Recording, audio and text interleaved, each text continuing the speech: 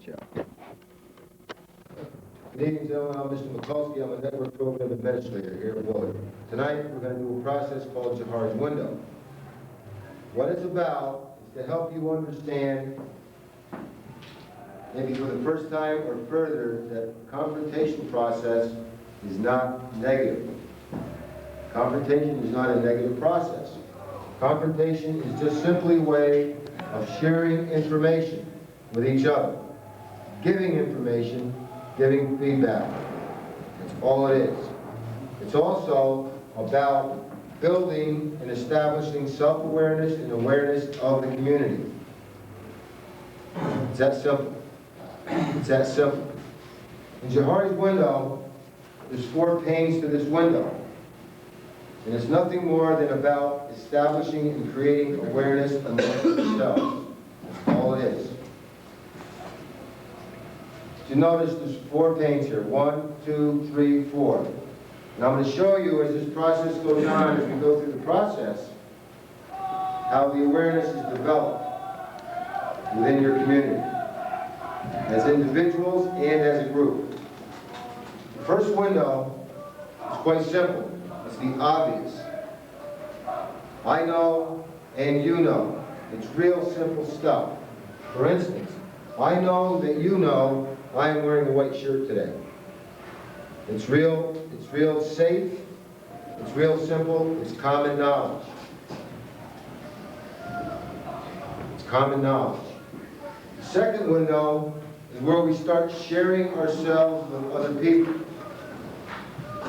We start sharing ourselves with other people.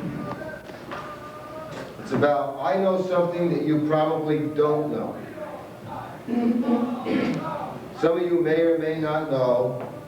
I know that you probably don't know. I have worked in the shock program for 9 years. So I'm giving information. I'll use this opportunity to self-disclose. Some of you already know this. I know that you probably don't know that I am a recovering alcoholic.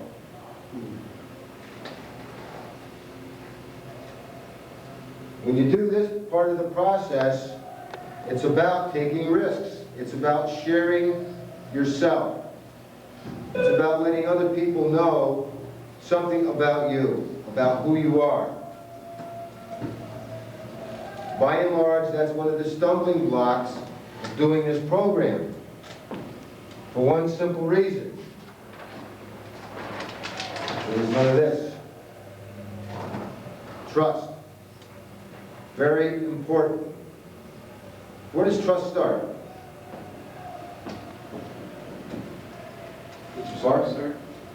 With yourself. It starts with yourself. It starts with trusting yourself. If you can't trust yourself, you're not going to be able to trust anyone else. You're not going to be able to trust anyone else. How do we do the program? How do we do life? Be honest with yourself. How else? You gotta be open. Be open with yourself, sir. How else? Sir, for a while, willing to change. Willing. You gotta be honest, starting with yourself, honest with each other. You gotta be open to what other people have to say. Does that mean you have to agree with it? No. Just listen to it. Just listen to it. The last couple of days doing learning experiences, 3 individuals have had a problem. What's the first general order? Sir. Sir, prohibitory, sir. All orders given by all staff at all times, sir. Well, all orders given by all staff at all times. Just be open to it. You're going to get a whole bunch of information while you're here. You're going to hear a whole bunch, and if you really get into it and start doing the program the way it's intended, everybody in this room, you all have the information. Believe it or not, more than we do. You're going to tend to be more open to each other. That will only happen if you're willing. You're willing to share, and you're willing to listen. The truth is, That's how we do life. That's how we do life. Think about it. In life, we have to be honest, open, and willing. That's how we do it. That's how healthy relationships work. Think about that. Be it with your parents, with your girlfriend or your wife, and those of you that have children.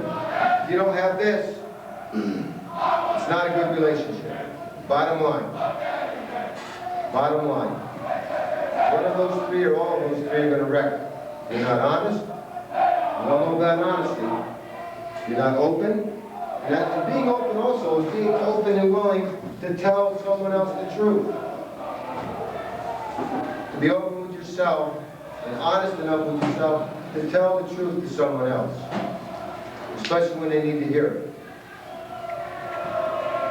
How does trust start?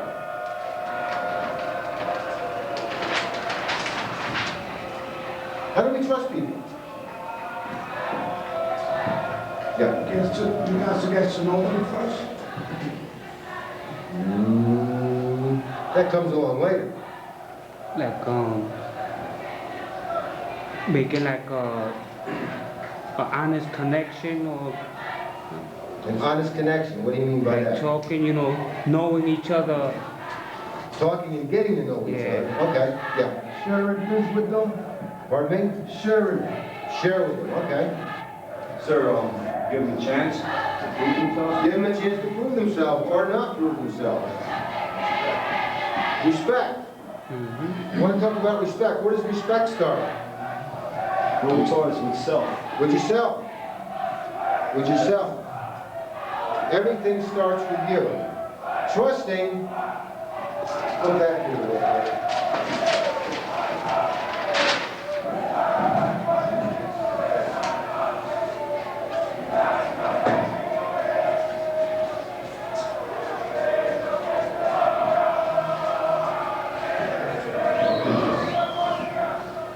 Trusting is about taking healthy risks.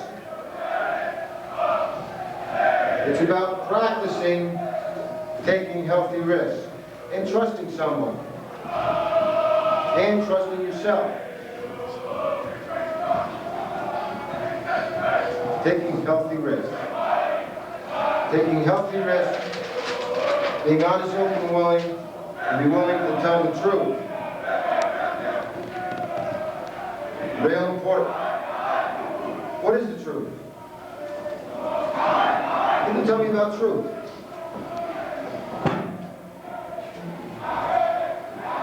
You guys back here, okay. Yeah. Sir, going into The facts? sir, the exact nature of the truth, sir. The what? You said the definition of Tell me about truth. What is truth? truth is just the exact nature of whatever the situation is. I wrote you. Being honest with a person. There's something missing here. Tell me about truth. The opposite of false. It's what? Opposite of false. The opposite of false. That's true. Facts. Facts? There's something else that goes along with that. Yeah. Belief. Belief? You're getting close. Bart? Yeah, but there's something missing. That's it. Huh? That's it. As they say it. Thank you. Who was that back there? Cologne? Mr. Cologne? The truth is or are the facts as we see it.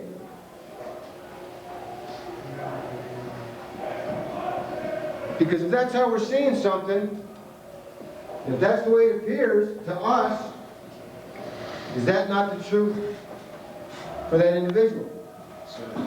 And they're being honest. That's how they see it, right? Oh, yes, sir. Okay? So there's the truth, which are generally accepted as the facts. But there's my truth, and there's your truth, or the truth of others. As you can see, the way I've got these three circles here, we've got the truth, Only part of my truth is in the truth, because there's some things that I see totally different, and I believe that to be the truth, as I see it. There's also your truth. There's only part of it that's within the truth, because there's some stuff, the way you see it, is not necessarily the same way I see it, or understand it. Okay? The example I've been using, what if you got a person that's colorblind? Okay? And of course, however colorblindness works, it makes your brain sees things not as the true colors. Right? We know that. So the little analogy that I came up with, supposing Mr. Mikulski sees green as blue. Now, oddly enough, you're wearing green uniforms. It's funny how this all happened, because I just started, you know, when I put the colors up, I used blue for my truth, and green for your truth, and then came up with this little analogy about green and blue, without even thinking. That's what I did up here already, so maybe I was thinking about that before I did it. But anyway, Duke, right?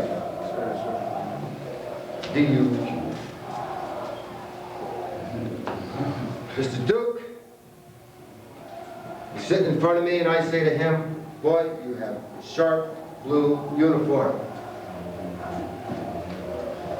Sir. So he's going to confront me now. Now watch how this all ties in. He's going to confront me and say, Mr. Mikulski, I'm sorry, but my uniform is green. Oh. Here we go again. Playing games. You got a blue uniform. And I step off. Then, Mr. Feliciano.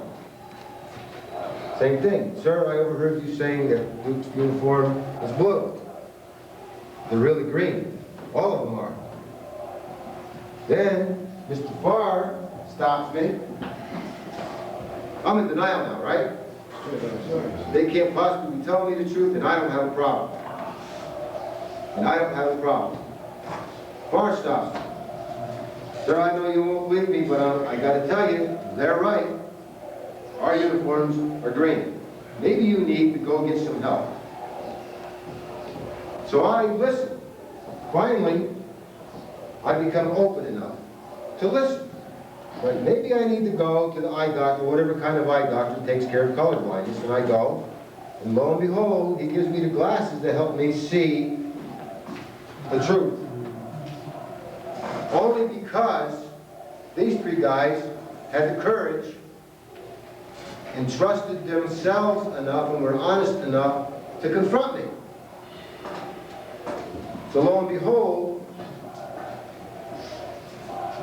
your truth, which is the truth, the green uniform, I come from here to here. Now I'm seeing the situation clearly. This is in fact, these are in fact green uniforms.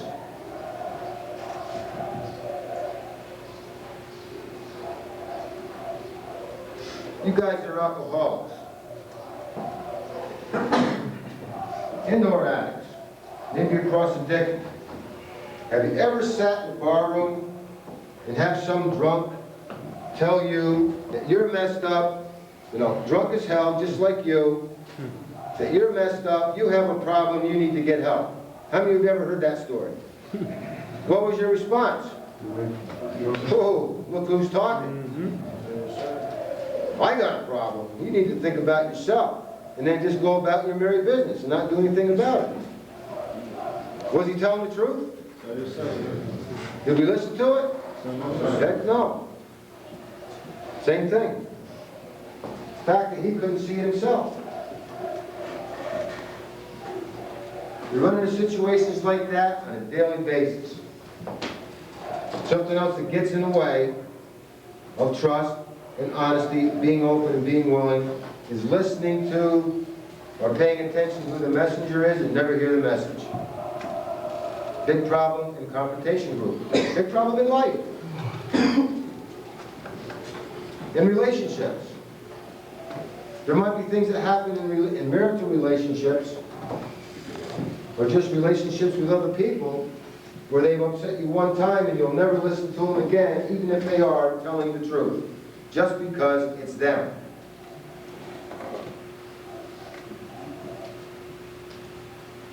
The biggest one that I see happening here is I've seen guys and females, because one individual may have a little bit different criminal history, and sitting here and say, well, I'm not going to listen to that person because they're such and such. And not even pay attention to what they're saying because of who they are or what they've done. That doesn't make sense. Does it? Sir, no, It sir. doesn't make sense. We've all done something. We've all got something going on. That doesn't make an excuse for not listening to what the other person sees. To at least take a look at yourself. And it might be true. Or there might be something that you can make better. Something else that gets in our way, that prevents us from seeing situations clearly, that prevents us from opening up windows. That's where it is staying stuck in the past. Where's the point of power? Present, sir. The present. Why is the point of power in the present? Brody G, you can't change the past and the future is still open, sir. So what about the present? So the present, the only thing is to work on now, sir. It's the only time you can do anything is right now, in the present. Because what happens to the present by the time you finish saying the word? It's time. It's in the past, it's gone. It's gone. What can we do with the past? No. Sir, leave it behind you, sir. What can we do with it though? Sir. No, we can build off of it, sir. We can use it. How can you use it? Take the structure, the good part out of it, Okay, to use it to enhance your future. I mean, your present. excellent, excellent. So, that's not all. I know we got somebody that hasn't, right here. Wrote you could, don't do the same mistake that you did in the past. Not do the same mistakes you did in the past. So we can do two things with the past. We can learn from the positive stuff that we did, remember how we did it right, and the strong stuff and the positive things we did. Also, we can learn by our mistakes. Remember how not to do it because that didn't work. Thomas Edison found, I believe it was something like 23,999 ways how not to make a light bulb. Was he learning when he was making mistakes? Yes, sir. Sure he was. Sure he was. He came up with a whole bunch of ways not to try again because he knows it doesn't work. Think about that. Learning has been taking place with you guys, with us. Think about that. Now the trick is to figure out the right way to do it.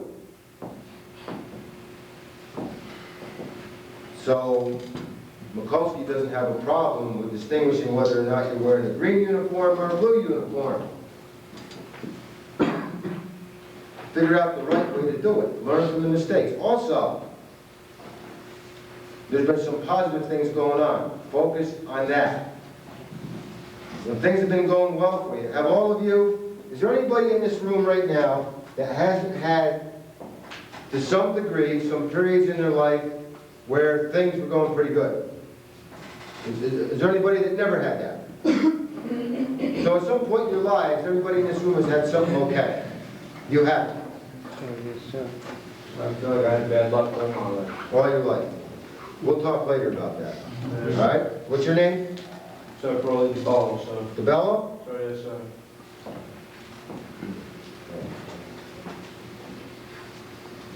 So there's some stuff back here Maybe we don't realize it, but there is. Everybody's had something positive, so that's the good part. This is where we start changing in the present. We start changing that old operating image, those old beliefs, all that stuff, the positive things. Once we do that, what happens to the future? Once we start working on change. The future becomes the present. Yes, that's true, but what's true about the future? Sir, it's open up. It opens up. The future's open. For endless possibilities. Miracles, what seems to be miracles, begin to happen. Mr. DeBello back there said, it seems like all my life I've had bad luck.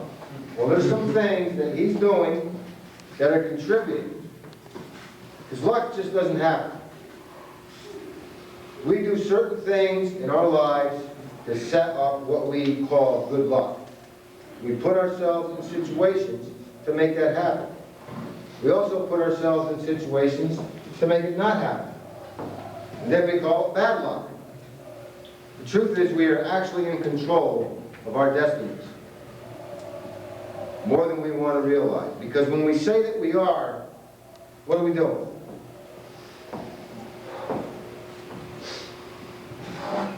Well, it is taking responsibility for our actions. Excellent. It's just starting to read my mind. It's coming up with all the answers, all the letters. That's it. Because when we do that, when we say that we control our destiny, that we control ourselves, that we are in control, we are taking responsibility for our lives. And if it doesn't work, we're responsible.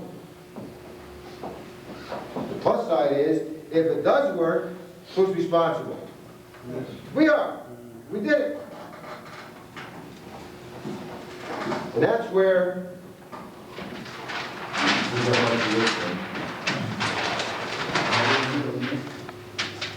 the healthy risk. So when we got good results, and we are in fact taking responsibility for our lives, we can say, I have it because I did it. Period. Nobody gave it to you. I have it because I did it. D.I. Frisk and D.I. Appleby work in a place where they love to work. They work in a place, including myself.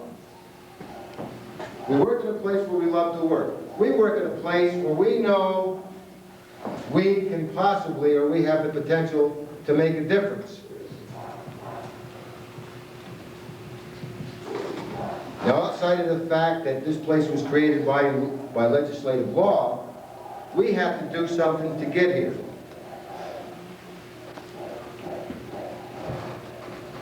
We have to do something to get here. We have to take some action. Transfer list, take a test, whatever it might be.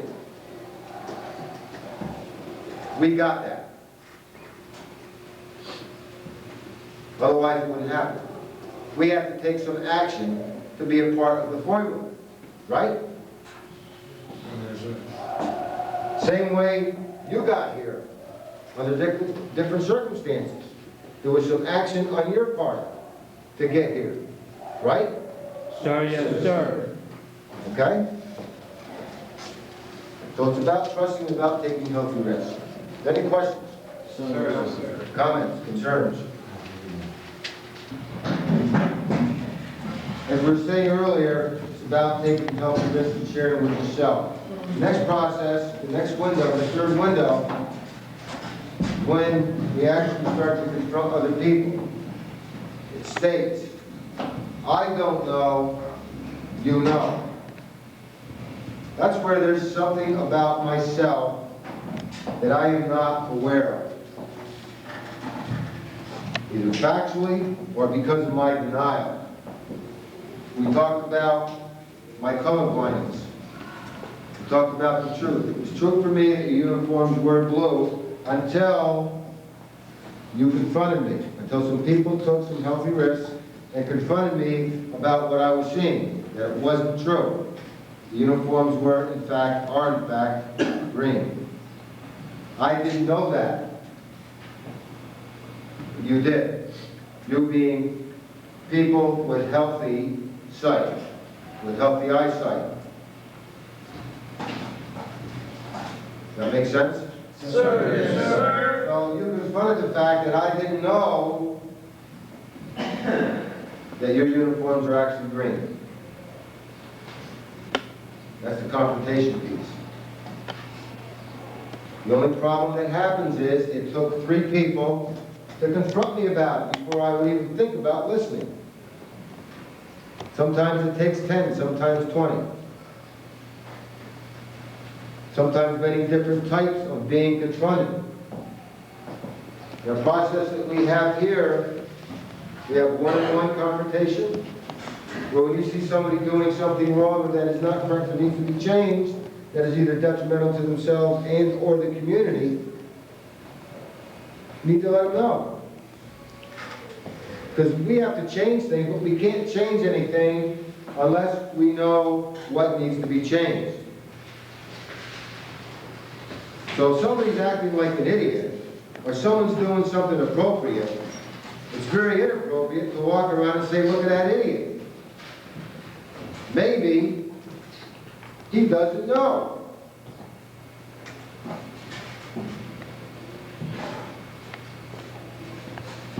Have you all learned about operating image? Okay. Operating image happens, your operating image is based on past memories and experiences, on your belief system, what you believe. If you believe this is how you have to act, and that's why people act the way they do, there needs to be an awareness brought that you don't have to act that way. There are people that believe the only way you can make a buck is by selling drugs, because what the heck, everybody in my block does it. And if I don't sell them, somebody else will.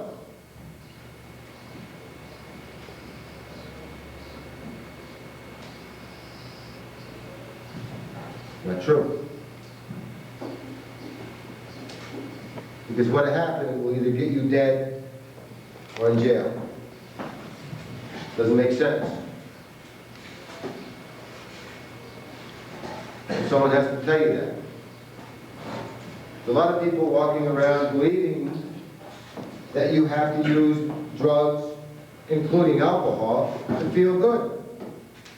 Because you know, if you don't use it, you don't feel good. So, geez, I must have to use it to feel good, and it's okay. Wrong. Because if that was true, we would be born with some kind of mechanism that feeds us drugs and or alcohol, right? So, yes, sir. Okay? So that's another thing that individuals don't know, someone has to tell them. Then there's the 4th window. I don't know, you don't know, the unknown. The unknown. What happens, pay attention to this. You work through this process of developing awareness and being honest, open, and willing. This is common knowledge. But what happens when I tell you something about myself that you probably didn't know? What happens after I tell you? So you know then, sir. Now you know. What happens when you tell me something about myself that I didn't know? Now I know.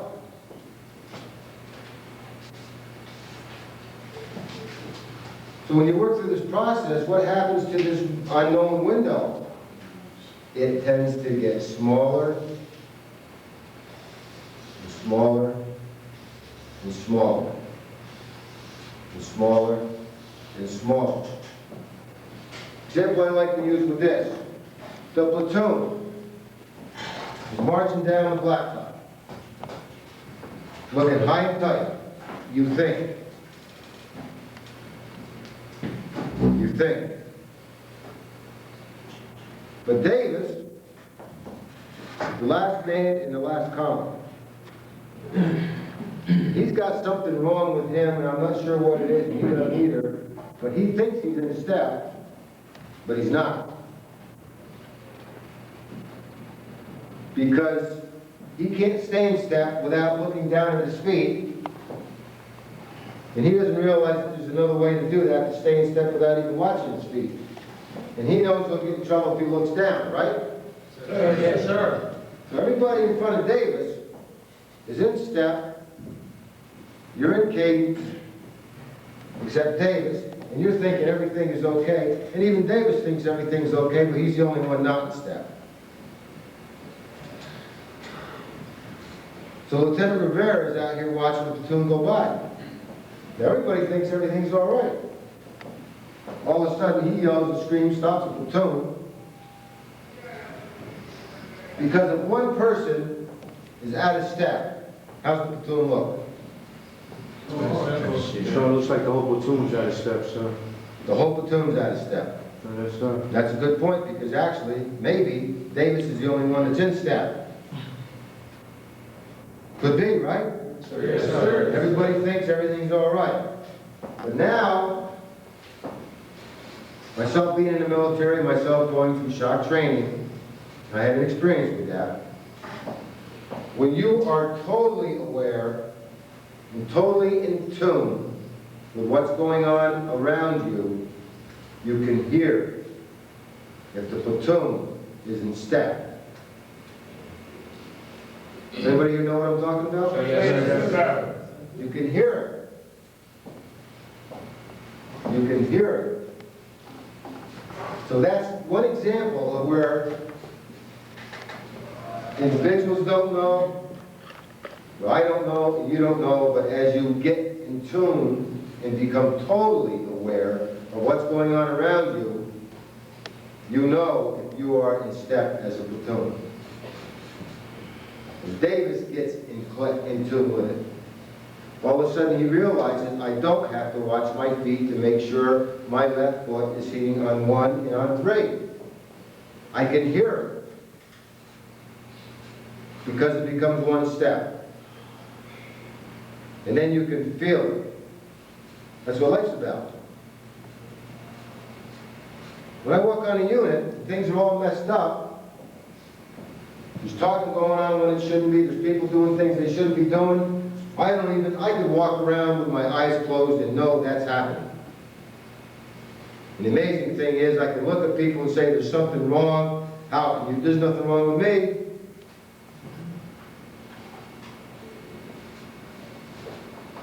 Being in tune.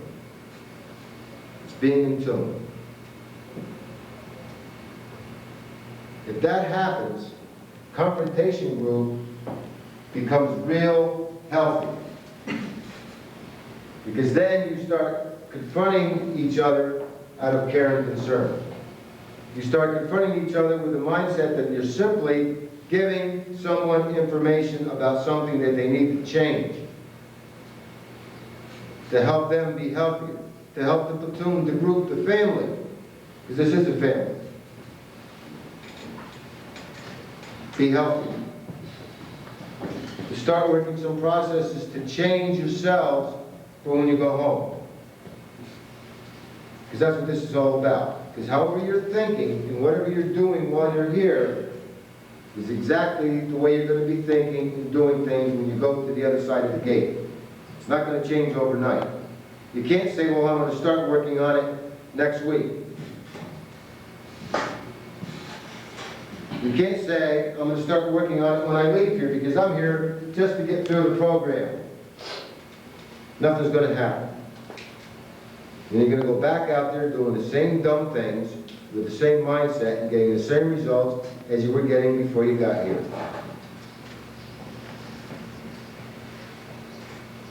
Do we have any questions about this? About confrontation group, about this process? Yeah.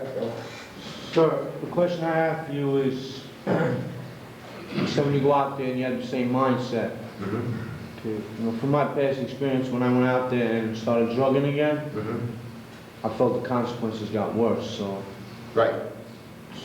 there's a saying that it gets 7 times worse each and every time you go out and try it over again. Did you ever hear that saying, sir? Addiction is a progressive disease.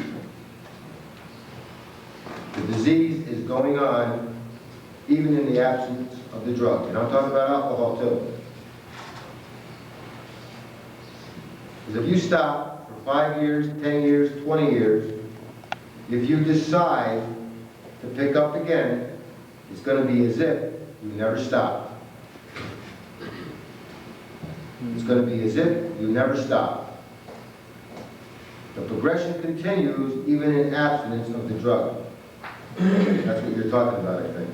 So, yes, sir. It's a lot worse than it was when you quit. Sir, our life try to confront somebody on a certain behavior they're doing or about their addiction, but they just don't want to believe it. And they're denying it all the way, sir. What can you do about that, sir? You're constantly talking to them about certain things that they're doing. So it should go for the platoon also. You know, but you keep on telling them and you keep on confronting them. Not a confrontation, but it's in pull-ups and verbal pull-ups. And they still don't change, sir. Don't quit. Sometimes you confront them, so you come out with negative attitudes towards you, sir. So, use confrontation group. You're doing one-on-one, I started to talk about that. You got one-on-one confrontation. The individual still continues to do it. You have your pull-ups. Okay? Right now, as it stands, staff are the only ones that write learning experiences. By and large, staff pays attention. They see what's going on. They see that there's been one-on-one confrontation, maybe even by staff too, and by their peers. They know that there's been pull-ups written. Everybody know it? Stuff's still going on. You got confrontation group. There's another way, and that's by demonstrating. Because if you're confronting someone, and you're getting frustrated, that's what I'm picking up, Mr. Velez, right? You know, no matter how, you know, if you're really concerned about an individual, you tell them, using different tools. Sometimes it helps. Not sometimes, all the time. You need to make sure that you are demonstrating the right way. Because that is also a form of confrontation. By demonstrating the right way to do it. You don't have to put anybody out there, and of course, there's no faces and a whole lot of names in the tape. I'm doing a disclaimer.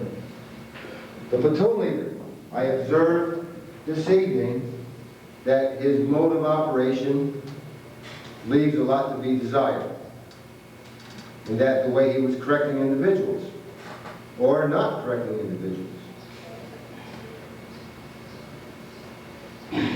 Usually the platoon leader that is chosen for a platoon is the one that is the highest and the tightest, that can demonstrate how to do everything properly.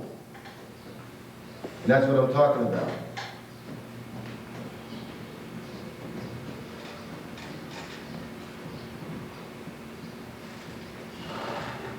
And that's how you can confront at the same time too, even without saying a word.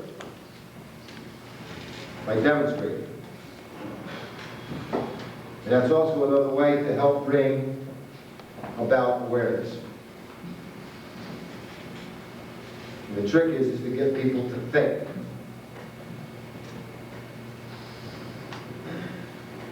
Any other questions?